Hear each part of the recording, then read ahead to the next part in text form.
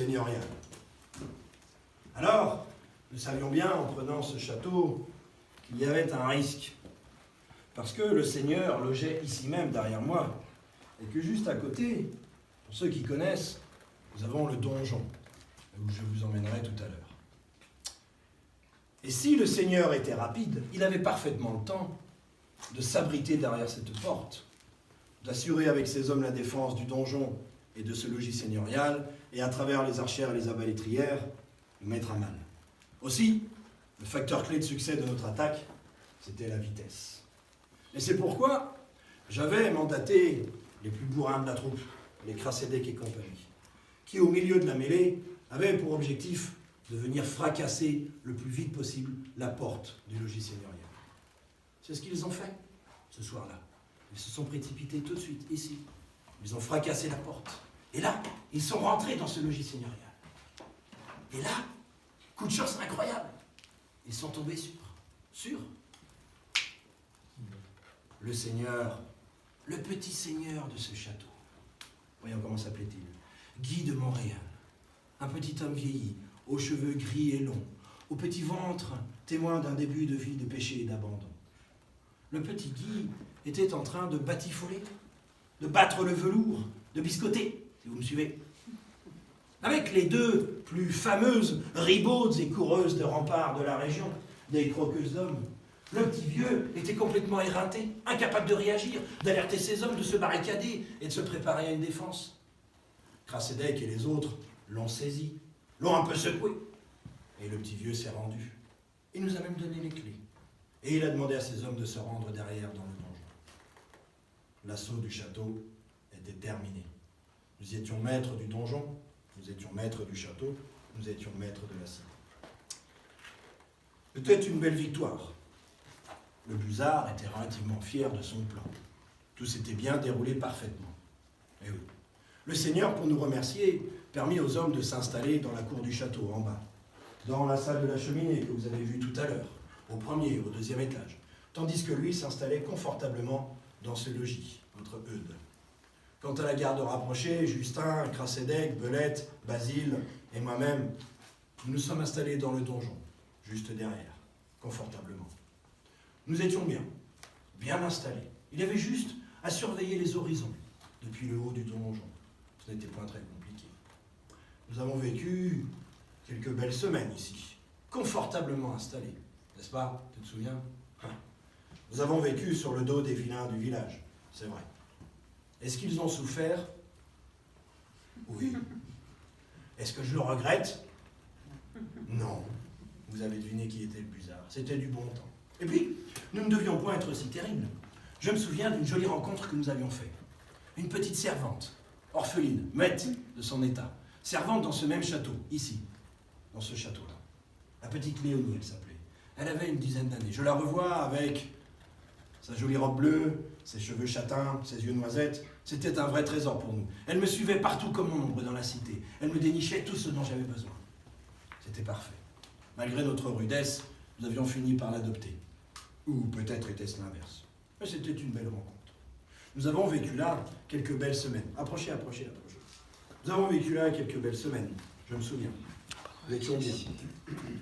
Le Seigneur, simplement, voulut que la vie reprenne son cours et que nous lévions un petit peu la pression sur les vilains du village. C'est ce que nous avons fait, oui. Et puis, je crois que pour que les choses entrent dans l'ordre, il me nomme à Mel, si tu te souviens, viguier. Viguier de la cité. Viguier, c'est-à-dire percepteur d'impôts et juge. Vous imaginez un peu Gaspard le Busard en percepteur d'impôts et juge? Quelle bonne farce. Je me souviens qu'un soir, j'avais pris le temps de coucher sur un parchemin, un rotulus, les quelques impôts, taxes et amendes qui m'étaient venus à l'esprit. Sais-tu où il est, ce parchemin? Bon, Belette. Il est par là. Ah, il avait bien rangé. Il est encore là, ce rotulus. Pas bougé. Ah, je me souviens, j'avais réuni la populace le lendemain matin, je m'étais fait plaisir, et je leur avais expliqué le nouveau régime d'impôts et de taxes auquel ils allaient être soumis. Et j'ai envie de vous l'expliquer, parce que j'étais assez fier de ce que j'avais fait. Imaginez la scène, toute la populace est réunie, et moi, je leur crie dessus.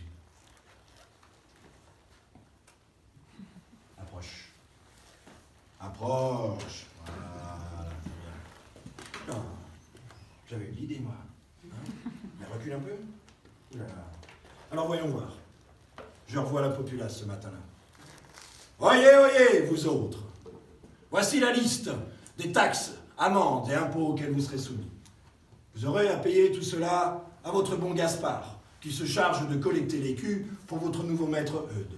Et oui, je serre l'amende, et pas l'inverse. Je vous laisserai y réfléchir ce soir, celle-là elle est un petit peu compliquée.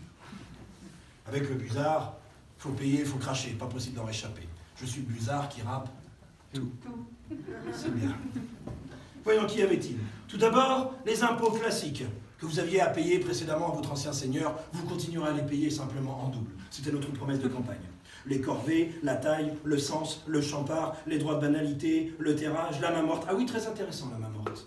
Si l'un d'entre vous vient à décéder, tous ces biens iront à votre nouveau maître Eudes. C'est bien normal. Voyons, j'avais réfléchi à une taxe, proprietas tax, pas encore au point. Habitationi tributum, taxe d'habitation, pas encore au point.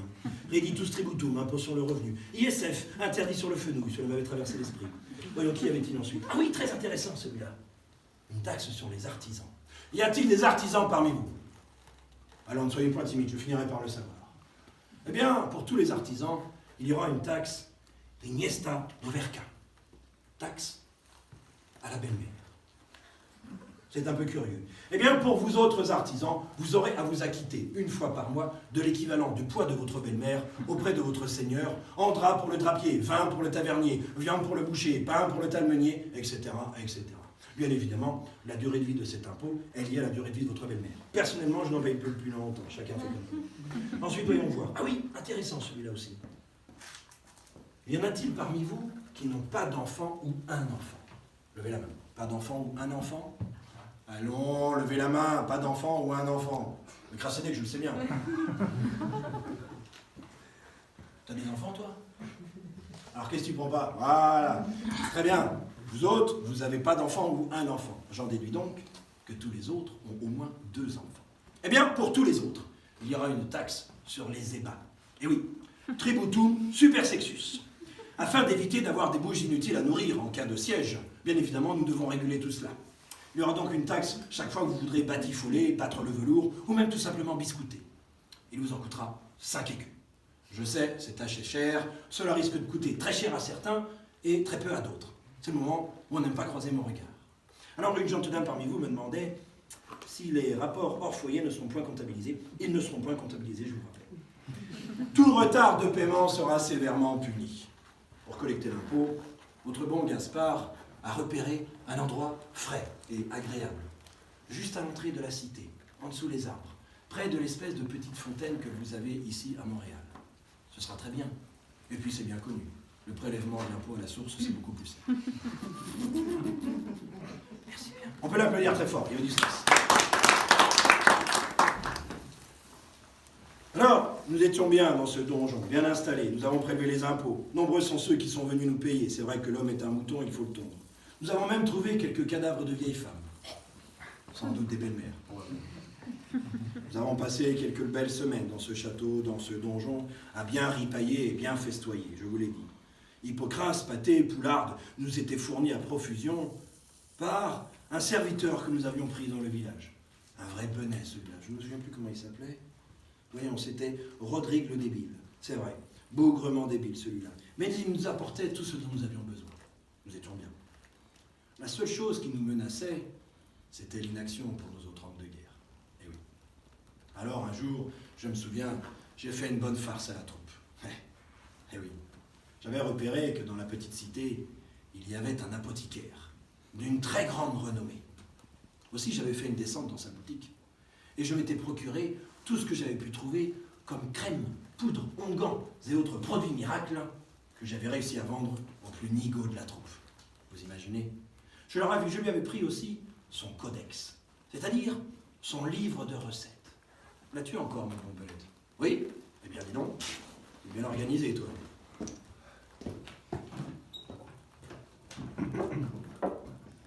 Le codex, il est là, ce livre de recettes pris chez l'apothicaire. Voyons, qu'est-ce que j'étais parvenu à vendre au plus nigaud de la troupe? Laissez-moi voir.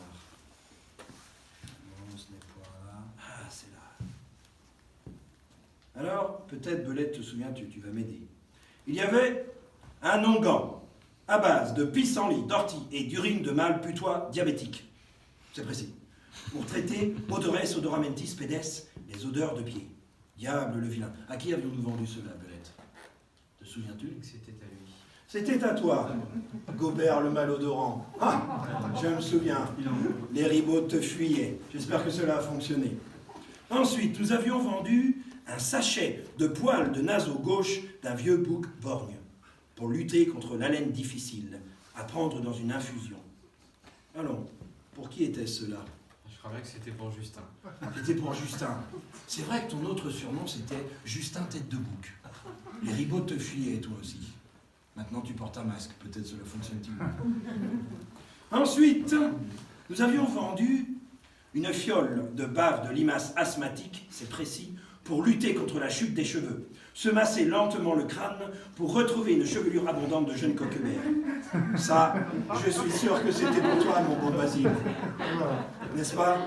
On t'appelait d'ailleurs Basile Tête d'œuf. Ah, mon ami, nous saurons si cela a fonctionné. Nous en reparlerons. Enfin, nous avions vendu une crème aux composants mystérieux, venue tout droit de l'Orient, au pouvoir laxatif, pour détendre l'arrière-train et éviter ainsi les vents sonores désobligeants. Bref, les caisses. Là aussi, il se massait lentement l'arrière-train. À qui avions-nous vendu cela? Je crois qu'il s'est reconnu. Ah, Mais c'est toi. Ça marche pas trop bien. Ça marche pas trop bien. Eh bien, morte couille, nous pouvons en parler. Nous avons bien rigolé, c'est vrai. Et puis, ces Nigolas auraient dû se méfier de la malice du Busard. Eh oui.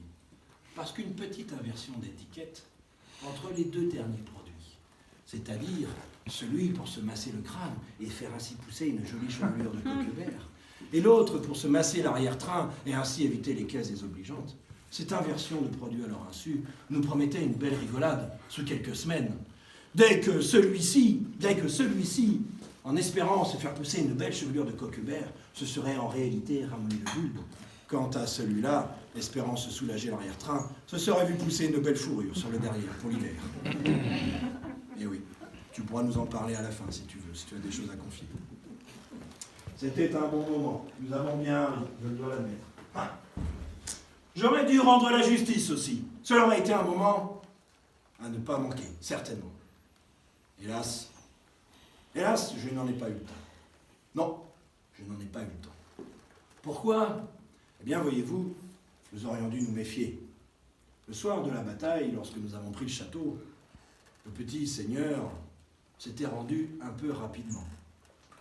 En réalité, au milieu de la mêlée, son fils bâtard, Amboise, un écervelé intrépide mais habile, était parvenu à s'enfuir par un petit passage secret que nous ne connaissions point, puisqu'il était secret. Mais Belette vous le montre, ce passage secret. Il est exactement ici, caché sous un tapis ce soir-là. Vous le voyez? Il est là, le passage secret. Non, tu rentres pas dedans, crassé avec l'estomac. Amboise s'était enfui. Nous savions bien, nous autres, qu'à un moment ou un autre, les seigneurs de la région allaient s'allier pour nous buter en dehors de ce château. Mais cela ne nous inquiétait pas beaucoup. À plus d'une centaine, bien armés, aguerris, à l'abri derrière les remparts, nous étions prêts à les recevoir. Hélas, le jeune Amboise avait été très rapide. C'est seulement au bout de quelques semaines qu'il était parvenu à revenir au pied de ces mêmes remparts avec une troupe 3 à 4 fois plus nombreuse que nous, sur la colline en face.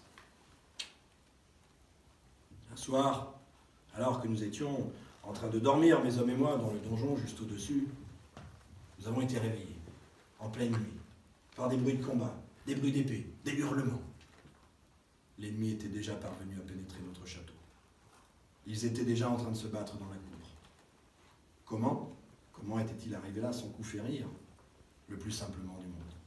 Quelques jours auparavant, un abruti de la troupe, je ne me souviens plus comment il s'appelait, Nurk, je crois bien, Nurk bec de corbe, un vilain, pileux, pouilleux, était venu défier mon bon Belette au lancer de couteau. Quelle erreur! Le Belette avait relevé le défi et l'avait remporté sans difficulté. Mais le Nurquin, vexé, imbibé d'Hippocrate, n'avait rien trouvé de mieux à faire que de se jeter sur le même Belette. Deuxième erreur. Le Belette avait rapidement pris le dessus, et pour le punir, lui avait prélevé sa bourse. Tu l'as encore, oui c'est celle-ci. Une belle bourse. Et tu l'avais prélevé, je crois bien, un œil aussi, n'est-ce pas? Un bel œil, oui. Pour marquer notre territoire, et ainsi signifier à la troupe qu'on ne pouvait point défier impunément les hommes du Busard. Pour nous, l'incident était clos, mais pas pour le Nurk, qui, vexé, encore plus imbibé d'Hippocrate, et mal conseillé par quelques ribauds et vexés malheureux de la cité, n'avait rien trouvé de mieux que d'ouvrir les portes du château à notre ennemi, qui n'attendait que ça pour pénétrer le château. Alors, à ces bruits dans la cour, Basile, Crasédek, Belette, Justin et moi, nous sommes sortis, nous avons pris les armes. Nous nous sommes précipités en bas pour faire face avec nos hommes. Le Justin, avec prudence, montait sur les toits et arrosait tout le monde avec ses carreaux. Et oui, c'était un rude combat, je peux vous le garantir. Nous étions déchaînés. Crasédek faisait des miracles avec sa guisarme. Mais l'ennemi était beaucoup trop nombreux. Tous nos hommes se faisaient écharper les uns après les autres. Alors nous nous sommes réfugiés dans un premier temps à quelques-uns dans ce logis seigneurial, poussés par l'ennemi. Je jetai un regard derrière moi vers la couche de notre Seigneur pour voir sa tête plantée au bout d'une pique. Voyez-vous, l'habile Amboise avait eu la bonne idée de renvoyer quelques-uns de ses hommes par ce même passage secret que nous n'avions pas découvert. Ces hommes étaient rentrés de nuit dans ce logis et étaient tombés sur notre Seigneur Eudes dans son sommeil. Ces hommes-là, bien sûr, nous les avons mis en morceaux. Mais ils étaient vraiment trop nombreux. Le combat était inégal. Et tous, nous nous faisions écharper les uns après les autres. Pensez-vous que la fin du Busard s'est faite là? Non. Pensez-vous que la fin du Busard s'est faite là? Non. Vous connaissez l'histoire? Non. L'histoire du Busard ne s'est point arrêtée là. Pendant notre séjour, ici, nous avions eu écho que le Seigneur des lieux avait amassé une petite fortune dans un petit coffre et qu'il avait caché ce coffre quelque part dans le château. Aussi nous l'avons saisi, le Seigneur, et nous lui avions légèrement grillé les pieds dans ce feu, ce foyer juste derrière. Rapidement, il nous avait révélé où était caché son trésor, dans un petit coffre, dans une anfractuosité, à 3 toises sous le niveau du sol et 3 toises au-dessus du niveau de l'eau, dans le puits, qui est une citerne que vous avez côtoyée tout à l'heure dans la cour. Alors aussitôt, discrètement de nuit, nous avons descendu la petite Léonie, accrochée au bout d'une corde sur la poulie qui est encore au-dessus de la citerne, vous la verrez en partant. La petite Léonie a tout de suite trouvé le coffre, nous l'a remonté. Il était plein d'écus. Notre fortune était faite, nous étions riches. Nous n'avons rien dit aux autres. C'était pour nous. Pour nous. Alors, ce soir-là, ici, dans ce logis, tu l'as encore le coffre, mon bon Belette? Je crois bien qu'il est resté à sa place. Eh oui, il est toujours là, vous le voyez. Inutile de le toucher, il est vide. On est parti avec. Alors, ce soir-là, poussé par l'ennemi, en sous-nombre, Crasédek, Belette, Justin, Basile et moi, nous nous sommes réfugiés dans le donjon, juste derrière. Je vous invite à m'y suivre pour avoir peut-être la fin du Busard. Faites attention dans l'escalier, il n'est point aisé. Je vous retrouve en haut, dans le donjon.